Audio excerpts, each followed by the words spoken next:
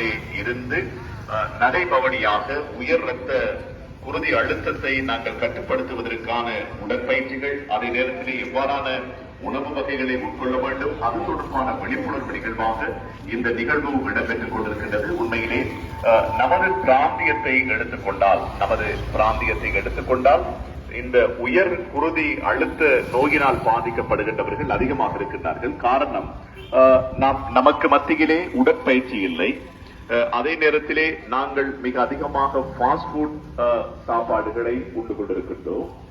அதே நேரத்திலே புகைப்பிடித்தல், மது அருந்துதல் போன்ற விடயங்களால் உயர் குருதி அழுத்தம் ஏற்படுகின்றது. எனவே இவைகளை கட்டுப்படுத்துவதற்கு, இவைகளை நாங்கள் முற்று முழுதாக நமது வாழ்வியலிலே இருந்து ஒழிப்பதற்கு எவ்வாறான விடயங்களை நாங்கள் செய்ய வேண்டும் என்பது பற்றிய ஒரு விழிப்புணர்வு நிகழ்வு. அதே நேரத்திலே நாங்கள் இந்த உயர் குருதி அழுத்தம் கொண்டவர்கள் எவ்வாறான உணவு வகைகளை உட்கொள்ள வேண்டும் என்பது தொடர்பான விடயங்களை கொண்ட ஒரு விழிப்புணர்வு நிகழ்வாக இந்த நிகழ்வு இடம்பெற்றுக் கொண்டிருக்கின்றது. அந்த அடிப்படையிலே தான் சாய்ந்தமர்ந்த பிரதேச வைத்திய சாலையிலே இருந்து முன்னெடுக்கப்படுகின்ற இந்த நிகழ்வு. உங்கள் இரத்த அழுத்தத்தை துல்லியமாக அளவிட்டுக் கொள்ளுங்கள், அதனை கட்டுப்படுத்துங்கள், நீண்ட காலம் வாழுங்கள் என்பதுவே இந்த வருடத்திற்கான துணியாக இருக்கின்றது. இந்த விழிப்புணர்வு நிகழ்ச்சி திட்டம் எமது மாவட்ட வைத்திய அதிகாரி டாக்டர் சனோஸ்காரியப்பர் அவர்கள் தலைமையிலே இடம்பெற்றுக் கொண்டிருக்கின்றது. உலக உயர் இரத்த அழுத்த தினமானது 2005ஆம் ஆண்டு, நான் நினைக்கின்றேன் 2005ஆம் ஆண்டு முதல் ஒவ்வொரு ஆண்டும் மே மாதம் 17ஆம் தேதி அனுஷ்டிக்கப்படுகின்றது. உலக அளவில் ஆண்டுதோறும் 7.5 பில்லியன் இறப்புகளுக்கு உயர் இரத்த அழுத்தமே காரணமாகும். உலக அளவில் ஆண்டுதோறும் 7.5 பில்லியன் இறப்புகளுக்கு, அதாவது 75 லட்சம் இறப்புகளுக்கு உயர் இரத்த அழுத்தமே காரணமாகும் ஆண்டுதோறும். அத்துடன் இலங்கையில் 34.8% மக்கள், அதாவது 3 பேரில் ஒருவர் உயர் இரத்த அழுத்தத்தினால் பாதிக்கப்படுகின்றனர். 34.8% மக்கள், அதாவது 3 பேரில் ஒருவர் உயர் இரத்த அழுத்தத்தினால் பாதிக்கப்படுகின்றனர்.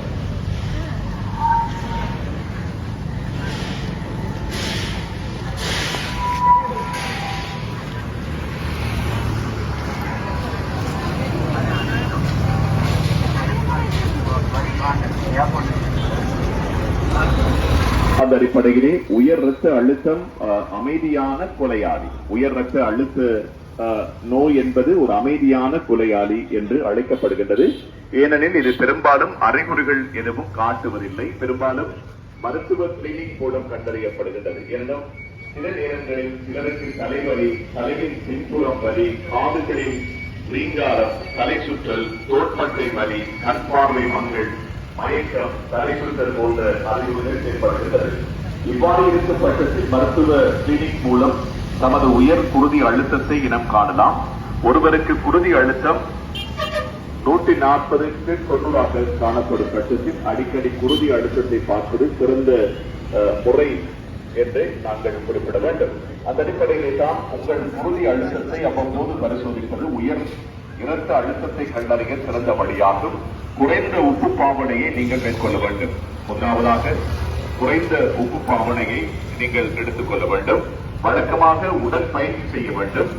அதே நேரத்திலே இடையினை குறைத்தல் செய்ய வேண்டும். ஆரோக்கியமான உணவு, புகைத்தலை நிறுத்த வேண்டும். அதிக மது அருந்துவதை தவிர்க்க வேண்டும். சுற்றுச்சூழலிலே ஏற்படுகின்ற இந்த மாசு, அதாவது வாகனங்கள், அதே நேரத்திலே இதர வாகனங்கள் ஊடாக வெளிப்படுத்தப்படுகின்ற அந்த புகைகள் ஊடாக வழி மாசடைந்து சுற்றுச்சூழல் பாதிப்படைந்து அதனூடாக பல்வேறு இவ்வாறான நோய்கள் ஏற்படுவதற்கான வாய்ப்புகள் இருக்கின்றது. அதே நேரத்திலே மன அழுத்தம் இந்த உயர் குருதி அழுத்தத்தை கொண்டு பண்ணுகின்றது. எனவே இப்படியான விடயங்களை நாங்கள் தவிர்த்துக் கொள்ள வேண்டும். அடிக்கடி உணவுகளில் மரக்கறிகளை நாங்கள் எடுத்துக் கொள்ள வேண்டும். அடிக்கடி உணவுகளில் நாங்கள் பழங்களை சேர்த்துக் கொள்ள வேண்டும். உடற்பயிற்சிகளை செய்ய வேண்டும். உடற்பயிற்சி செய்கின்ற போது நாங்கள் நடக்க வேண்டும். நடக்கின்ற போது அமைதியாக நடக்காமல் கைகளை அசைத்து மிக வேகமாக நடக்க வேண்டும். அதே நேரத்திலே நமது பிராந்தியத்தை பொறுத்தவரையிலே இந்த ஃபாஸ்ட் ஃபுட் ஐட்டம்ஸ் உணவு வகைகளை இளைய தலைமுறைகள் உட்கொண்டு கொண்டிருக்கின்றார்கள். அதிகமாக நம்மவர்கள் இவ்வாறான உணவு வகைகளுக்கு பழக்கப்பட்டவர்களாக இருக்கின்றார்கள். எனவே இந்த ஃபாஸ்ட் ஃபுட் ஐட்டங்களை தவிர்த்துக் கொள்ள வேண்டும். அதே நேரத்தில் இந்த பொட்டேட்டோ அண்ட் சாஸ் என்று சொல்வார்கள், இந்த உணவு வகைகளை, இந்த ஃபாஸ்ட் ஃபுட் உணவு வகைகளை நமது இளைய தலைமுறை மிக அதிகமாக உட்கொண்டு கொண்டிருக்கின்றார்கள்.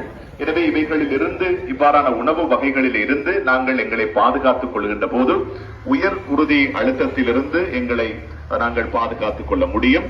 நாங்கள் ஆரோக்கியமாக வாழ முடியும், நீண்ட காலம் வாழ முடியும். எனவே இந்த சாய்ந்தமருது பிரதேச வைத்தியசாலை மாவட்ட வைத்திய அதிகாரி டாக்டர் தனுஷ்காரியப்பர் அவர்கள் தலைமையிலே இந்த நிகழ்வு முன்னெடுக்கப்படுகின்றது. இந்த நிகழ்வோடு இணைந்திருக்கின்றார் கல்முனை பிராந்திய சுகாதார பணிமனையினுடைய தொற்றா நோய் பிரிவினுடைய அதிகாரி